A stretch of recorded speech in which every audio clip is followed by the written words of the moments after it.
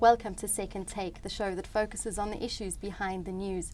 Mine union pioneer Dr James Motlatsi has called on the industry to consider the introduction of a different work arrangement for Southern Africa's large volume of migrant labourers. Mining Weekly editor Martin Creamer joins me to discuss the options. Welcome, Martin. Thanks, Shannon. Now, Dr Motlatsi has indicated that the current crisis in the mining industry is in fact not a labour issue but an industry issue. Can you elaborate on that statement? You know, this whole migrant labour system pulls at one's heartstrings, and never mind being an industry issue, it's a South African issue. It's got so deep into our fabric, we all sort of need to come to some sort of finality with migrant labour, particularly of the kind which is so far from global best practice that it's embarrassing. We've had this 100-year legacy, and instead of dealing with it post-apartheid, it was just allowed to go on, and we're still allowing it to go on. People are saying you cannot change it. They're saying that because it's so deeply embedded in the fabric. The legacy is so heavy that so many people are affected. So you've got to deal with it very, very sensitively. But it has to be dealt with. It's like a sword that needs to be lanced, because you've got the factor of the near mine setups which have developed. Mine workers also have got near mine social commitments. They've also got those that come from the rural areas. They've got rural commitments. And to actually deal with this, you need a pack of sociologists, I think, to really come up with an equitable solution. Now, we've discussed this issue before, where you suggested that perhaps the mining companies could bus or fly the people in and out. What is Dr James Motlatsi's idea for this? Global best practices, we see it in Australia, where there's fly in, fly out. That happens in parts of South America, where a person who's separated from his family, he's working on the mines for periods of time. He gets flown to the mine and he gets flown back at regular intervals, sometimes 15-day intervals or even 10-day intervals at times, so that he can be with his family. This has just never happened in South Africa. We've got these very long work cycles. People are away from their families and their rural areas for long periods of time. Nothing really has been done. There is this 11-shift fortnight now and 12 days, which is improvement on what it was before. But the frequency is still such that it is possibly one of the underlying factors that led to Marikana, that sort of instability. So it's a very serious issue, and the busing in and busing out, people are saying, may be an option. Flying in, flying out, they feel it's like there are just so many people involved. We are a labour-intensive industry. If you go to the fly-in, fly-out arrangement in Australia, there's a lot of mechanisation on those mines. There are far fewer people. The volumes just frighten everyone off. So they're looking for different solutions now.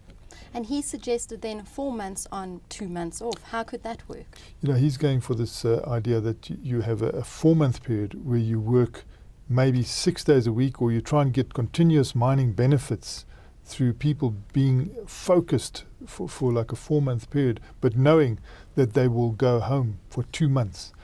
He's also got an idea that you can develop the rural areas which are being neglected by allowing people to see that as their permanent home and start doing things in those rural areas, as part of their lifestyle and potential retirement period, etc. So 4 months on, 2 months off, over a yearly period, that happens twice.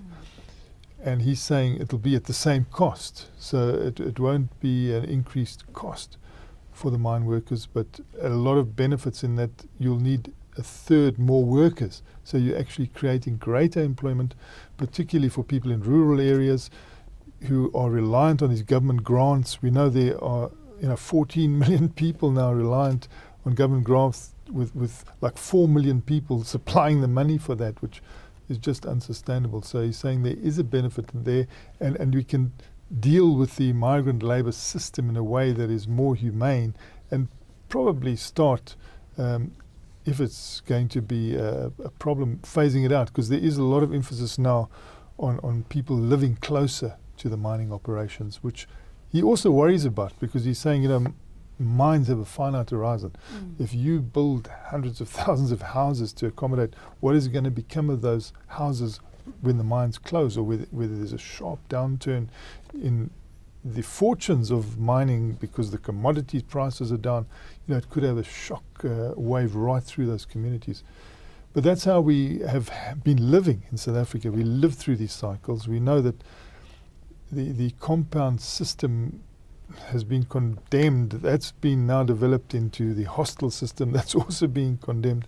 And the ideal is to recruit people that live near the mines. But there could be a factor where maybe you will have rural people moving close to the mines just to get a job, and that could cause a lot of confusion as well. So it's a vexing issue, which he's saying, let's discuss this. Let's see where our problems are. Let's come to collective solutions. Look at our legacies square in the eyes and try to fix them. What is the take on living out allowances? Complicating the issue now is the living out allowance, which seem to have been demanded by the unions, and management then said, okay, well, you're going to look after your living conditions, where you live. That led to the spawning of squatter camps, close to mines, and also this idea where you have two families, perhaps, where you've got a near mine family and you've also got your rural family, and it's complicating the issue no end. And so they have to deal with that as well. Well, hopefully something good can come of this. I think something good has to come of this. I mean, if we go back even to a fiction novel, Cry the Beloved Country, in there's only one real live character, and that was Sir Ernest Oppenheimer. All the other people were fiction. And he is quoted in there, and it's published in 1948, a watershed year politically in South Africa. But in there, he says, we won't have the compound systems anymore when we go into the Free State. We won't repeat these bad systems. We will have, people living near the mines, and we'll have their families and children with them. That was the whole idea, a live quote and a real quote inside this book of fiction. But of course, we know in 1948, there was a change of government. The National Party got into power, and they forbade that idea of families living close to the mines, because they had a separate development policy. So they insisted that the workers were migrant workers, and that legacy still haunts us today. Thank you very much for your time, It's Martin. a great pleasure, Shannon. That's the show for today. Join us again next time for more news and insight into what's happening in the mining world.